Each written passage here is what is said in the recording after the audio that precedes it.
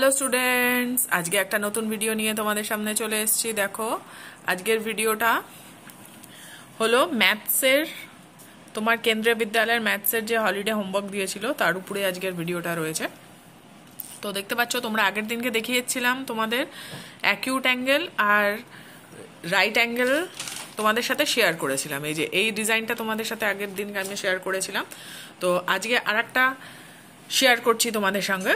বলেছিল কি, দেখো বলছে যে take 100 rupees from your parents on 11th May 2024। তারপর বলেছে day 1 buy a small gift for yourself from this 100 rupees. Day 2তে কি করবে, buy chips Kurkure for yourself from the remaining rupees. Third ডেতে কি করবে, buy what you want small, যে কোনো ছোটো জিনিস আর কি, ফ্রম দ্য রিমেনিং রুপিস। তো কি বলেছে, এটার মানে হলো যে তোমার কাছে, তুমি তোমার বাবা মার থেকে 100 টাকা নেবে, 100 টাকা নিয়ে প্রথম দিনকে নিজের জন্য একটা যে কোনো গিফট কিনবে, ঠিক আছে? গিফট কিনলে এবার 100 টাকা থেকে যেই টাকাটা দিয়ে তুমি গিফট কিনলে সেই টাকাটা মাইনাস হয়ে গেল। ডে 2তে কি করবে, ডে 2তে তুমি একটা চিপস কিনলে, একটা কুরকুরে কিনলে, সেটাও তোমার মাইনাস হয়ে গেল 100-এর থেকে। তারপরে কি করলে, তারপরে ডে 3তে গিয়ে আর একটা ছোটো একটা কোনো জিনিস তুমি নিজের জন্য কিনে নিলে, যাই কিছু হতে পারে, যে কোনো জিনিস হতে পারে, চকলেট হতে পারে, যাই হতে পারে, তুমি নিজের জন্য একটা কিনে নিলে। তারপর বললো যে now check what you have saved after you, মানে এত কিছু জিনিস তোমার কেনার পর তুমি কত টাকা তুমি সেভ করেছো।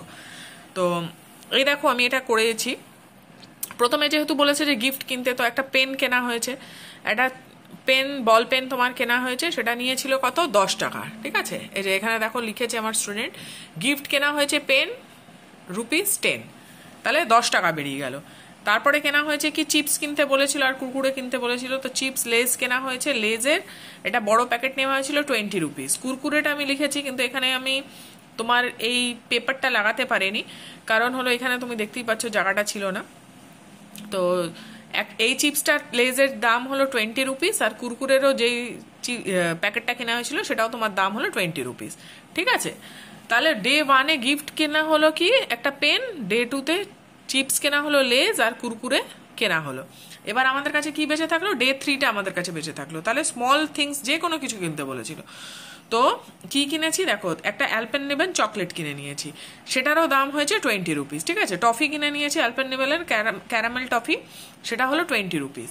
এবার আমরা কি করেছি দেখো, ফার্স্ট ডেতে 10 রুপিসের পেন কিনেছিলাম, ডে 2তে দুটো কিনেছিলাম, চিপস কুরকুরে নিয়েছিলাম, আর ডে 3তে অ্যালপেনলিবে নিয়েছিলাম। তাহলে আমরা কি করেছি দেখো, প্রথম দিনে 10 টাকা 10 রুপিস নিয়েছি, কি করব, প্লাস করতে হবে। প্লাস করলাম কি কি, প্রথম দিনে 10 টাকা, সেকেন্ড ডেতে চিপস আর কুরকুরের 20 টাকা 20 টাকা, ঠিক আছে? আর ডে 3তে কি ছিল, ₹20, যেটা আমরা কিনেছিলাম এই চকলেটটা, সেটা 20 রুপিস। তাহলে আমরা এই যে এই চারটে জিনিস যে রয়েছে, সেই জিনিসটাকে আমরা ফার্স্টে আমরা কি করলাম, প্লাস করে নিলাম।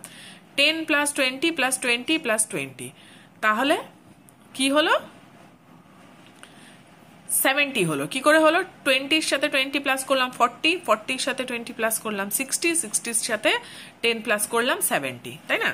তাহলে আমরা কি করলাম, আমরা 100 রুপিস যে আমরা ফার্স্ট ডেতে নিয়েছিলাম, সেই 100 রুপিস থেকে আমরা কত টাকা খরচা করেছি, আমরা খরচা করেছি হলাম 70 রুপিস আমরা খরচা করেছি। তো তোমরা দেখতেই পাচ্ছ 70 রুপিস কিভাবে খরচা হয়েছে, সেটা তোমরা এই যে এখানে আমি তোমাদের ডিটেলসে করে দেখিয়েই দিয়েছি।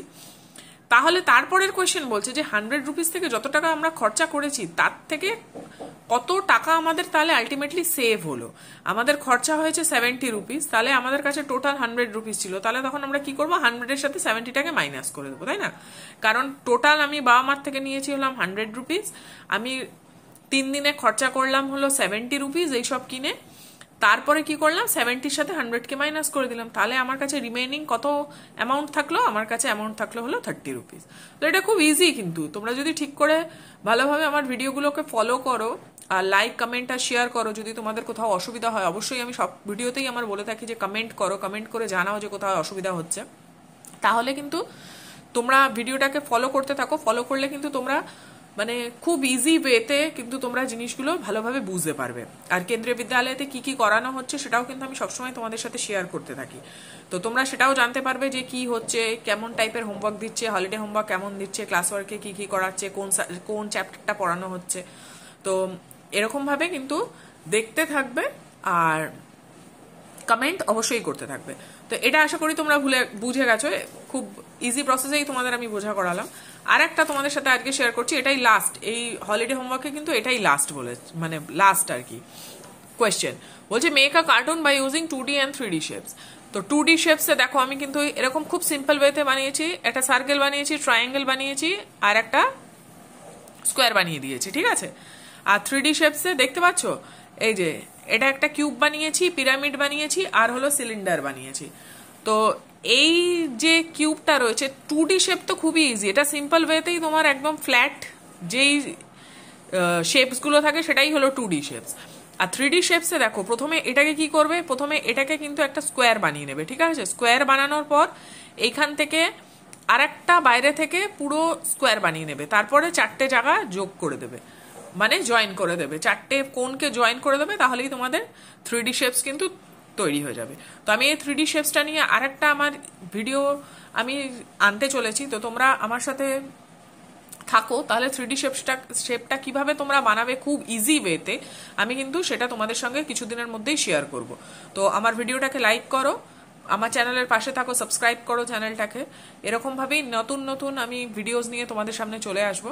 তো চলো আজকের জন্য এটা এখানেই শেষ করছি, আবার একটা নতুন ভিডিও নিয়ে আমি তোমাদের সামনে চলে আসবো। Take care, by.